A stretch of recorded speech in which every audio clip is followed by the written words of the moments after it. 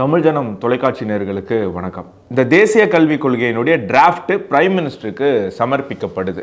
அப்படி சமர்ப்பிக்கும் போது பிரைம் மினிஸ்டர் கிட்ட என்ன அந்த எக்ஸ்பர்ட் சொல்றாங்க அப்படின்னு சொன்னா, இந்தியாவுக்கு ஒரு இணைப்பு மொழி கட்டாயம், அந்த இணைப்பு மொழி ஒரு இந்திய மொழியாக இருக்க வேண்டும் என்பது கட்டாயம். அப்படி இருக்கக்கூடிய வாய்ப்பு எந்த மொழிக்கு அதிகமாக இருக்குன்னா அது ஹிந்திக்கு தான் அதிகமாக இருக்கு. அப்படி ஹிந்திக்கு அதிகமாக இருக்கிறதுனால இந்தியாவில் இருக்கக்கூடிய அனைவரும் ஹிந்தியை 3வது மொழியாக கற்றுக்கணும் அப்படின்னு சொல்லி அந்த டிராஃப்டை தயார் பண்ண எக்ஸ்பர்ட்ஸ் எல்லா மாநிலத்திலிருந்தும் இருந்தாங்க. அது ஹிந்தி பேசுகிறவங்க மட்டும் கிடையாது, எல்லா மாநிலத்திலுமே அந்த எக்ஸ்பர்ட்ஸ் இருந்தாங்க. இப்படி தமிழ்நாட்டிலிருந்து சயின்டிஸ்ட்லாம் இருந்தாங்க.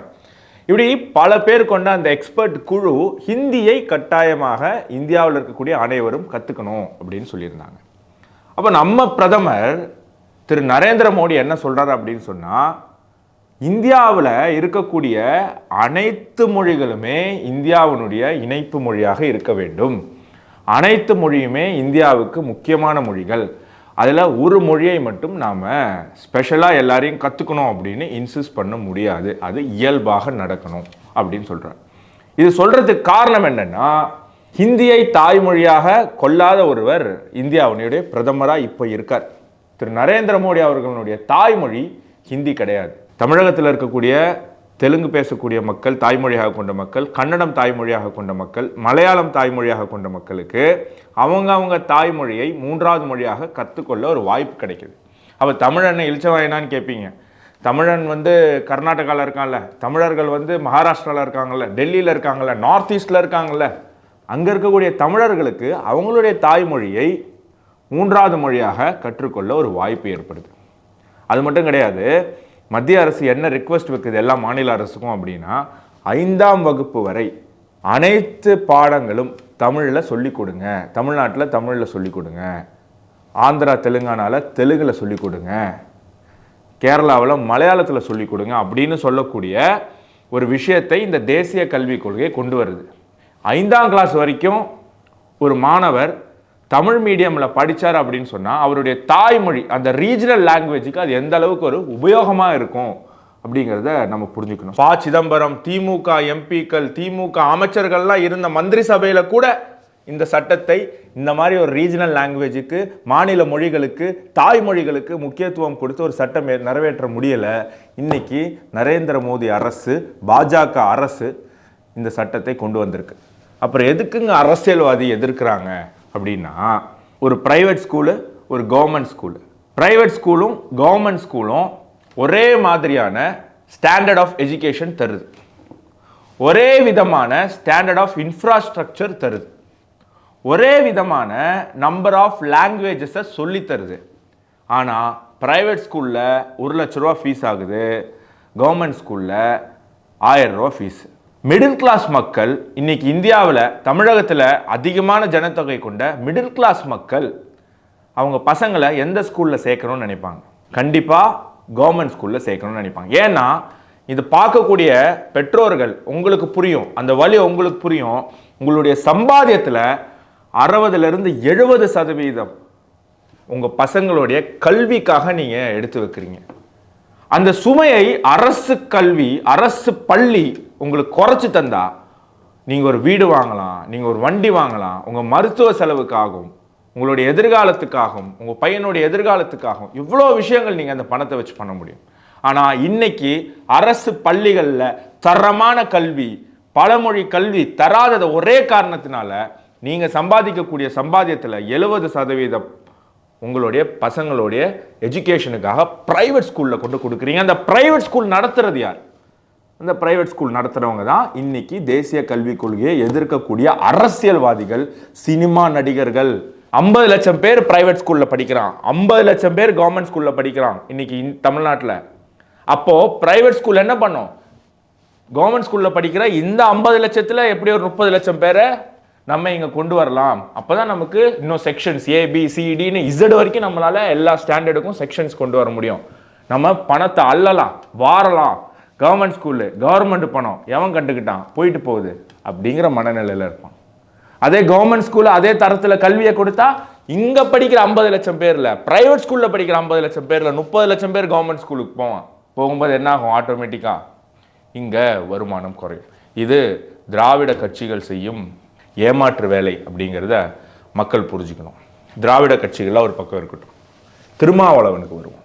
அவர்கிட்ட ஒரு செய்தியாளர் கேள்வி கேட்குறாங்க. எனக்கே ஆச்சரியமா இருந்தது, பரவாயில்லையே தமிழகத்தில் செய்தியாளர்கள்லாம் இப்படியும் கேள்வி கேட்குறாங்களே அப்படின்னு. அதுக்கு அவர் ஒரு பிரமாதமான பதில் சொன்னார், ஆச்சரியமான பதில் சொன்னார். என்ன அப்படின்னு சொன்னா, நான் நடத்துறேங்க, எங்க இடத்துல ஒருத்தர் நடத்துறாரு, நடத்த துவங்கி இருக்கிறாரு. இன்னும் அதுக்கு வந்து பேர் மட்டும்தான் அறிவிச்சிருக்கிறாங்க, எங்க இடங்கிறதுனால என் பேரை பயன்படுத்துறாங்க, அவ்வளவுதான். நாங்க வந்து அது ஒரு பிரைமரி ஸ்கூலுக்கான ஒரு பிரிமிசஸ் அதை கொடுக்குறோம். அது இன்னும் நாங்க ஆரம்பிக்கவே இல்லை, ஒரு அனௌன்ஸ்மெண்ட் பண்ணாங்களே தவிர இல்ல. அவர் வந்து இல்ல அது எங்க இடத்துல ஏற்கனவே ஒரு நிர்வாகம், தனியார் நிர்வாகம் நடத்தினாங்க, அவங்க போயிட்டாங்க. இன்னொரு நிர்வாகம் அங்க வர போறாங்க. எங்க இடங்கிறதுனால என் பேரை பயன்படுத்து. அப்படியா அப்படின்னு சொல்லி அந்த ஸ்கூல் வெப்சைட்ல போட்டா தலைவர் நல்லா கையெல்லாம் கட்டிட்டு ஜம்முன்னு ஒரு ஃபோட்டோ கீழே ஸ்கூலோடைய சேர்மேன் அப்படின்னு சொல்லி ஒரு பேர் போட்டிருக்கு. அதாவது மேனேஜ்மெண்ட் மாறுவாங்களாம், சேர்மேன் மாற மாட்டாங்களாம். அந்த மாதிரி இருக்கு. திருமாவளவன் சார் அப்படியா, ஹிந்தி சொல்லி தராங்களா எனக்கு தெரியல, நான் என்னன்னு பார்த்து உடனே நிப்பாட்டுறேன்னு சொல்லி கூட நீங்கள் தப்பிச்சிருக்கலாம்.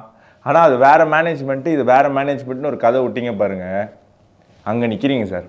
சார், கவர்மெண்ட் ஸ்கூலில் மும்மொழி சொல்லி தந்தா அதில் பயனடைய போகிறது யாரு சார்? உங்கள் சமுதாய மக்கள் சார், பட்டியல் சமுதாய மக்கள் சார். ஒரு சீட்டுக்காக, ஒரு எம்பி சீட்டுக்காக ஏன் சார் அந்த மக்களை ஏமாத்துறீங்க? கொஞ்சமாவது மனசாட்சி இருக்கணும் சார் உங்களுக்கு. நீ யோசிச்சு பார்க்கணும் சார், உங்க சமுதாய மக்களை பத்தி நீ யோசிக்கணும் சார், யோசிச்சு செயல்படணும் சார். அவர் ஒரு பக்கம் இருக்கட்டும், இன்னொரு பட்டியல் சமுதாய தலைவர் இருக்கார் தமிழகத்துல, பிரபலமானவர். ஆனா தவறான விஷயத்துக்கு பிரபலமாயிட்டார். 2G ஊழல்ல சிக்கிய ராசா அவர்கள். அவர்கிட்ட ரொம்ப நாள் முன்னாடி, ரொம்ப ஆண்டுகள் முன்னாடியே ஒரு காலேஜ் பொண்ணு எந்திரிச்சு ஒரு கேள்வி கேட்பாங்க.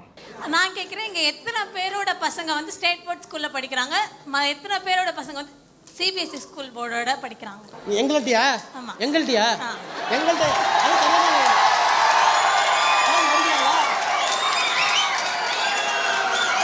இல்லை.